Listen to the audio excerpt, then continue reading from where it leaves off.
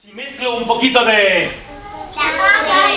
sangre con un poquito de vinagre y agua, lo que sale es una mezcla muy explosiva, que en fin, no le arreglará el brazo, pero deberíamos viajar hasta allí. Pues vamos hasta África, allí tendrán la fórmula para arreglar mi mano. Vale, súbete en el coche. Iremos en coche hasta África. Ya hemos llegado. Ahí vive la tribu de los Kululus. ¿Cómo mueven el cululu? Hola, buenos días, ¿hablan mi idioma? Sí, mire, Me alegro. habla con el cululu. Habla con el Kululu.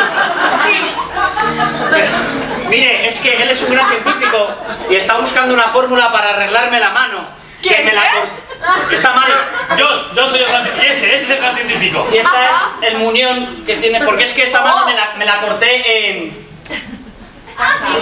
África, otra vez que vine. Pero no fue por aquí, en otra zona, menos amable.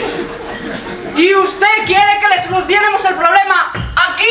Bueno, en realidad lo que quiero es que me den el ingrediente secreto, mágico. Bueno,